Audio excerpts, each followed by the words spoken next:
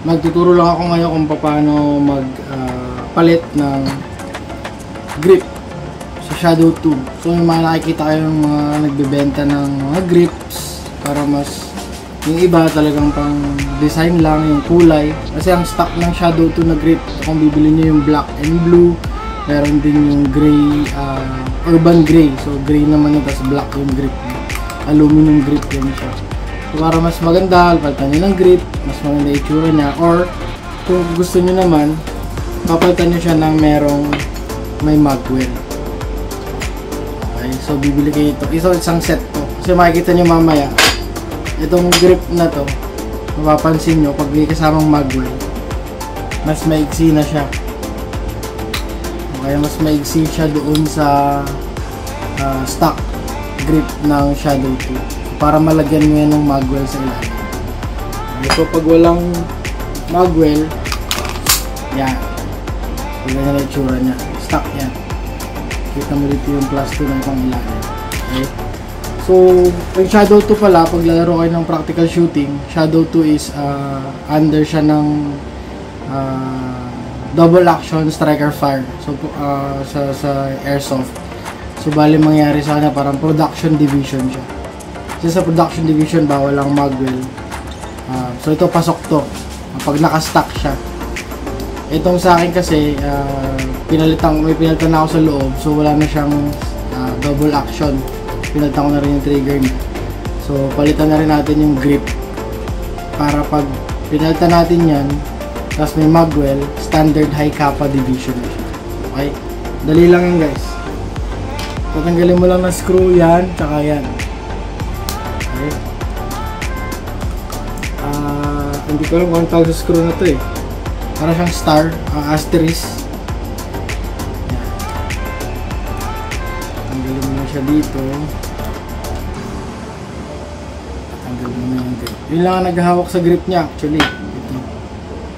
So, advice ko sa inyo, pag magtatanggal kayo nito, lagyan nyo ng thread lock para hindi siya madaling matanggal. Okay, kabila.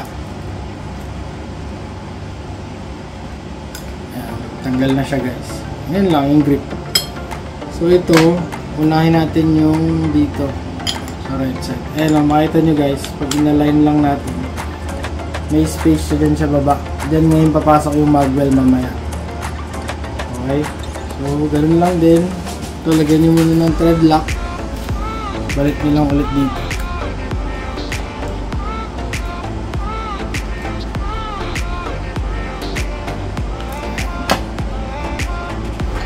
Same sa kabila.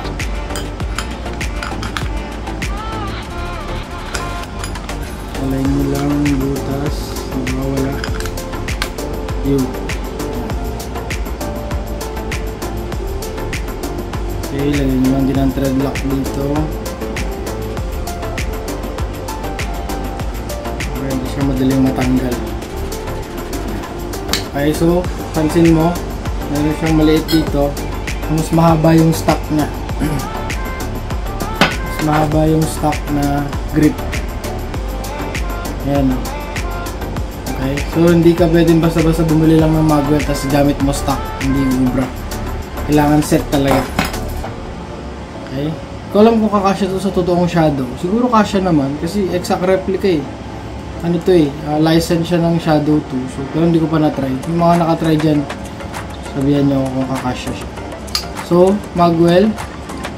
Okay, may kasama yan na grab screw mamaya, panlock. Sa likod siya papasok. Okay, tulak, medyo masikip. Tulak mo lang siya pag ganyan. Ayan. Okay, tapos pag lock nyan, ayan, may butas, may thread dyan. Gamitan mo lang itong grab screw. Ayan. Umpisahan mo lang siya dito. Medyo pakiramdaman mo kung kumakapit ba yung thread niya para hindi mabungi. Tapos igpitan mo na siya. Pwede mo rin lagay ng thread lock. Ayan na, okay na. So, pag ganito yung setup ng Shadow 2 mo, standard high kappa ka na. Kaya wala nang double action. Double action kasi kahit hindi nakakasa, pag pinindot mo yan, gagalaw rin yan, tapos tututok na rin. So, yun yung double action, di mo na kailangan ikasa. Ito, single action na lang siya. Kailangan mo ikasa para pumutok. Okay, reset. Okay. Ayan na. Ayan na yung tsura niya. Standard high kappa na siya. Standard high kappa division. So, sa totoong barrel, yung TS2, CZ TS2, parang ganitong setup niya. May magwell, pero walang reel. So yun, single action din yung pang standard high kappa. Yung mga Shadow 2 nyo, gusto nyo lumipat ng division, palitan nyo ng grip, tapos may magwell, mas madali na rin siyang mag-reload.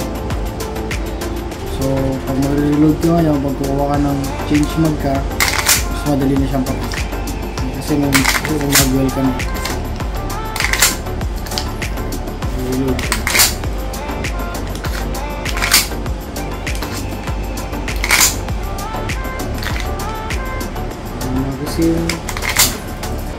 Okay, maganda na siya, may magwell na.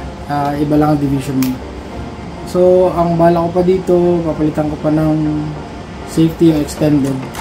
Kasi medyo mahirap pa siyang i-safe, tsaka yan, safe flat lang. Safe hindi. Mahirap.